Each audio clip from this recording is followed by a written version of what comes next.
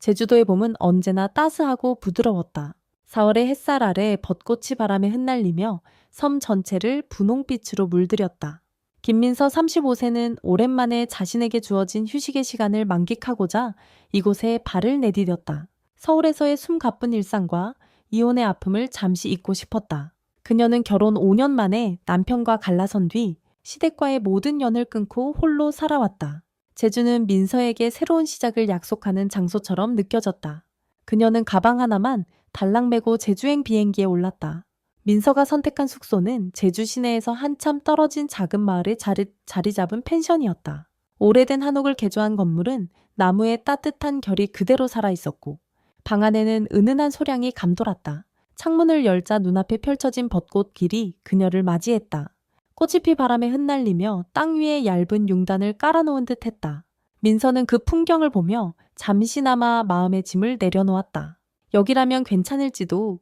그녀는 혼잣말을 중얼거리며 여행 가방을 풀었다. 첫날 저녁, 민서는 배고픔을 달래기 위해 마을 근처의 작은 식당으로 향했다.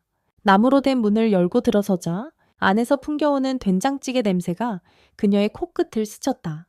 식당은 소박했지만 따뜻한 분위기를 풍겼다. 손님이 많지 않은 시간이라 한적했고 민서는 구석자리에 앉아 메뉴판을 들여다보았다. 그때 문득 익숙한 목소리가 들려왔다. 여기 된장찌개 하나 더 주세요. 고개를 든 순간 그녀의 심장이 멎는 듯했다. 맞은편 테이블에 앉아있던 사람은 다름 아닌 전 시아버지. 박영은 62세였다. 영우는 민서가 문을 열고 들어오는 순간 숟가락을 내려놓고 놀란 눈으로 그녀를 바라보았다. 민서야. 그의 목소리는 떨렸고 세월이 새겨놓은 깊은 주름 사이로 반가움과 당혹감이 스며들었다.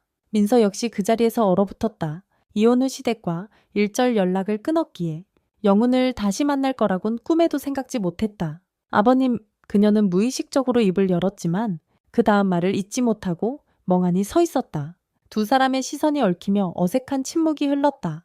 영훈은 민서가 가까이 다가오자 자리에서 일어나며 말을 걸었다. 여긴 어쩐 일이냐? 설마 나를 찾아온 건 아니겠지? 그의 농담 섞인 말투는 예전과 다름없었지만 목소리엔 미세한 떨림이 묻어났다. 민서는 어색하게 웃으며 대답했다. 아니요. 그냥 좀 쉬려고 왔어요. 대화는 짧았지만 두 사람 사이에는 묘한 긴장감이 감돌았다. 영우는 제주에서 혼자 조용히 지내고 있었다. 아내와 사별한 뒤 아들 내외와도 소원해졌고 결국 이 섬으로 내려와 소박한 삶을 이어가고 있었다. 그는 민서에게 자리를 권하며 말했다. 앉아서 밥이라도 같이 먹지 않겠니? 오랜만에 보니까 반갑구나. 민서는 망설였지만 결국 그의 맞은편에 앉았다. 두 사람은 어색한 대화를 나누며 밥을 먹었다.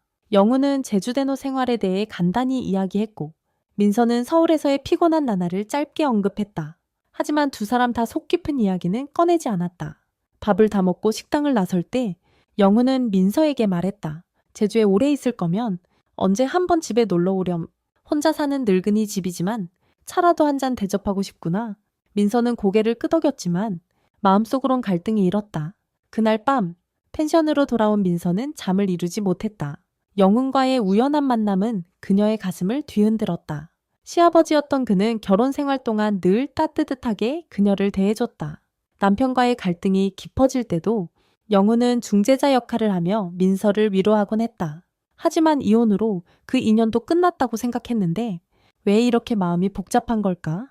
한편 영훈 역시 집으로 돌아와 벚꽃이 흩날리는 창밖을 바라보며 깊은 생각에 잠겼다. 민서의 모습은 그의 잊고 지내던 기억을 다시 불러일으켰다. 아들과 민서가 함께했던 날들, 그리고 그 뒤로 이어진 외로움이 그의 마음을 무겁게 짓눌렀다. 두 사람의 재회는 단순한 우연으로 끝나지 않을 것 같은 예감이 들었다. 제주에서의 둘째 날 아침, 민서는 잠에서 깨어나 창밖을 바라보았다. 밤새 바람이 불어 벚꽃 잎이 펜션 마당에 수북이 쌓여 있었다. 그녀는 어젯밤 영훈과의 만남을 떠올리며 깊은 한숨을 내쉬었다. 그와의 대화는 짧았지만 그의 눈빛과 목소리에는 묘한 감정이 담겨 있었다. 민서는 그 감정이 무엇인지 정확히 알 수 없었지만 마음 한구석이 불편했다. 그냥 우연일 뿐이야. 신경 쓰지 말자. 그녀는 스스로를 다독이며 하루를 시작했다. 민서는 제주의 명소를 돌아다니며 시간을 보냈다. 한라산 자락의 숲길을 걷고 바닷가에서 파도 소리를 들으며 마음을 정리하려 애썼다. 하지만 영훈의 말이 자꾸만 머릿속을 맴돌았다. 집에 놀러 오렴? 그 초대는 단순한 예의였을까? 아니면 다른 의미가 담긴 걸까? 민서는 고민 끝에 그의 집을 찾아가기로 마음먹었다. 어차피 제주에 머무는 동안 또 마주칠지도 모르는 일이었다. 차라리 먼저 만나서 어색함을 풀어놓는 게 낫겠다고 생각했다. 오후 늦게 민서는 영훈이 알려준 주소로 향했다. 그의 집은 마을 외곽에 자리 잡은 작은 한옥이었다. 대문 앞에 선이 오래된 나무 문틈으로 바람소리가 새어나왔다. 민서가 문을 두드리자 잠시 후 영훈이 문을 열었다. 오, 민서야. 정말 올 줄은 몰랐구나. 그의 얼굴에 반가운 미소가 떠올랐다. 영훈은 민서를 집 안으로 안내하며 차를 준비했다. 집 안은 소박했지만 깔끔하게 정돈되어 있었고 거실 창밖으로 보이는 작은 정원에는 벚꽃 나무가 한 그루 서 있었다. 두 사람은 차를 마시며 이야기를 나누기 시작했다. 처음엔 날씨나 제주의 풍경 같은 가벼운 주제였다. 하지만 대화가 깊어질수록 두 사람 다 조심스럽게 과거를 꺼내기 시작했다. 영훈이 먼저 입을 열었다. 너희가 이혼했을 때 내가 좀 더 나섰어야 했나 싶더구나. 아들 녀석이 워낙 고집이 세서 그의 목소리엔 미안함이 묻어났다.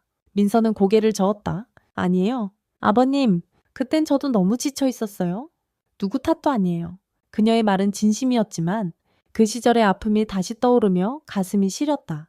대화는 점점 더 솔직해졌다. 영훈은 아내를 잃고 난 뒤에 외로움과 아들과의 소원한 관계를 털어놓았다. 제주로 내려온 건 그냥 모든 걸 잊고 싶어서였어. 근데 막상 와보니 더 생각이 많아지더구나. 그의 눈가에 눈물이 살짝 맺혔다. 민서도 자신의 이야기를 꺼냈다. 이혼 후 홀로 서울에서 버티며 살아온 날들, 그리고 사람들과의 관계가 점점 멀어진 시간들.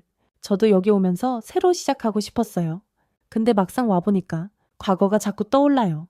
그 순간 두 사람 사이에 묘한 공감이 흘렀다. 서로 다른 아픔을 겪었지만 그 상처가 어딘가 닮아 있었다. 영훈은 민서를 바라보며 말했다. 너도 나처럼 제주에서 위로를 찾고 싶은 거니? 민서는 대답 대신 고개를 끄덕였다. 차 한 잔을 더 마신 뒤 영훈은 민서에게 정원을 구경시켜주겠다며 밖으로 나왔다. 벚꽃 나무 아래에 서서 두 사람은 한동안 말이 없었다.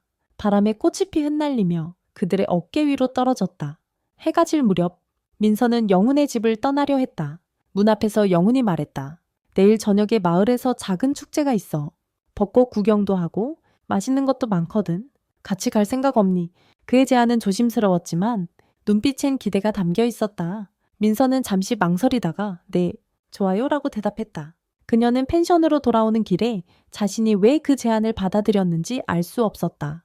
영훈과의 시간이 불편하면서도 이상하게 따뜻하게 느껴졌다. 그날 밤 민서는 잠을 이루지 못하고 뒤척였다. 영훈과의 대화가 계속 머릿속을 맴돌았다. 시아버지였던 사람과 이렇게 가까워지는 게 맞는 걸까? 한편 영훈 역시 잠을 이루지 못했다. 민서와의 재회가 그의 마음에 잊고 지냈던 감정을 불러일으켰다. 외로움, 그리움, 그리고 이름 붙일 수 없는 미묘한 끌림. 두 사람의 감정은 제주의 벚꽃처럼 흔들리며 점점 더 얽혀갔다. 제주에서의 셋째 날, 민서는 아침부터 마음이 어수선했다. 영훈과 함께 마을 축제에 간다는 약속이 그녀의 머릿속을 채웠다. 두 사람 사이에 흐르는 감정은 단순한 우연이나 과거의 인연으로 설명할 수 없는 무언가로 변해가고 있었다. 민서는 거울 앞에 서서 옷을 고르며 스스로에게 물었다. 내가 왜 이렇게 신경 쓰는 거지? 그러나 답을 찾지 못한 채 그녀는 가벼운 외투를 걸치고 펜션을 나섰다. 저녁이 되자 마을은 축제로 활기를 띠었다. 벚꽃이 만개한 길을 따라 등불이 밝혀졌고 주민들이 삼삼오오 모여 음식을 나누며 웃음소리를 퍼뜨렸다. 민서가 약속 장소에 도착했을 때 영훈은 이미 그곳에서 그녀를 기다리고 있었다. 그는 소박한 한복 차림에 손에는 따뜻한 떡볶이 한 접시를 들고 있었다. 왔구나. 배고프지? 이거 먹으면서 천천히 구경하자. 그의 미소는 따뜻했고 민서는 그 자연스러운 배려에 마음이 조금 풀어졌다. 두 사람은 축제 속으로 걸어 들어갔다. 벚꽃 아래 설치된 작은 무대에선 전통 음악이 울려 퍼졌고 아이들이 꽃잎을 주우며 뛰어놀았다. 영훈은 민서에게 마을의 예시하기를 들려주며 천천히 길을 안내했다. 여긴 예전엔 조용한 어촌이었는데 요즘은 이렇게 사람들이 모이곤 해. 나도 처음엔 낯설었지만 이제는 이 소음이 익숙해졌어. 민서는 그의 이야기에 귀 기울이며 미소를 지었다. 영훈의 목소리엔 삶의 무게와 평온이 함께 담겨 있었다. 축제가 한창일 때 두 사람은 벚꽃 나무가 늘어선 언덕 위에 앉았다. 아래로 마을의 불빛이 반짝였고 바람에 꽃잎이 흩날리며 두 사람 사이를 스쳐갔다. 영훈이 조용히 입을 열었다. 민서야, 너와 이렇게 다시 만나게 될 줄은 몰랐다. 사실 네가 떠난 뒤로 많이 생각했어. 내가 더 신경 썼다면 너희가 그렇게 되지 않았을지도 모른다고. 그의 목소리는 낮고 떨렸다. 민서는 놀란 눈으로 그를 바라보았다. 아버님, 그건 그녀가 말을 잇기도 전에 영훈이 고개를 저었다. 아니, 그냥 내 마음이야. 너한테 잘해주고 싶었는데 그러지 못한 게 미안해서. 그 말에 민서의 가슴이 뜨끔했다. 그녀 역시 영훈에게 따뜻한 기억을 가지고 있었다. 결혼 생활이 힘들 때마다 그는 늘 그녀 편이 되어 주었다. 하지만 이혼 후 그와의 관계는 끝났다고 생각했었다. 민서는 조심스럽게 말했다. 저도 아버님께 감사했어요. 그때 많이 의지했었죠. 근데 이제 와서 이렇게 만나는 게 좀 이상해요. 그녀의 솔직한 고백에 영훈은 잠시 침묵했다. 침묵 속에서 두 사람은 서로를 바라보았다. 그 눈빛엔 과거의 아픔과 현재의 혼란이 뒤섞여 있었다. 영훈이 천천히 말했다. 우리 둘 다 잃은 게 많지. 근데 여기서 이렇게 만난 게 어쩌면 운명일지도 모르겠구나. 그의 말은 무겁게 민서의 가슴에 내려앉았다. 그녀는 대답 대신 고개를 돌려 벚꽃을 바라보았다. 꽃잎이 떨어지는 모습은 아름다웠지만 동시에 덧없게 느껴졌다. 축제가 끝나갈 무렵 두 사람은 마을 입구에서 헤어졌다. 영훈이 말했다. 내일 네가 떠난다며 서울로 돌아가면 잘 지내. 그리고 언제든 제주에 오고 싶으면 연락하렴. 민서는 고개를 끄덕이며 미소 지었다. 네, 아버님도 건강하세요. 하지만 그 인사는 왠지 마지막처럼 들렸다. 민서는 펜션으로 돌아오는 길에 복잡한 감정을 억누르며 걸었다. 영훈과의 시간이 그녀에게 위로가 되었지만 동시에 금지된 경계에 다가선 듯한 불안감도 남겼다. 다음 날 아침, 민서는 제주를 떠났다. 공항으로 가는 차 안에서 그녀는 창밖으로 스쳐가는 벚꽃을 바라보았다. 영훈과의 재회는 짧았지만 그녀의 마음에 깊은 흔적을 남겼다. 한편 영훈은 집 앞에 서서 민서가 떠난 방향을 바라보며 혼잣말을 중얼거렸다. 잘 가렴, 민서야. 그의 손에는 민서가 좋아했던 벚꽃 잎 한 장이 쥐어져 있었다. 두 사람의 인연은 제주의 봄과 함께 흩어졌지만 그 기억은 오랫동안 남아 그들의 마음을 따뜻하게 그리고 아프게 채울 것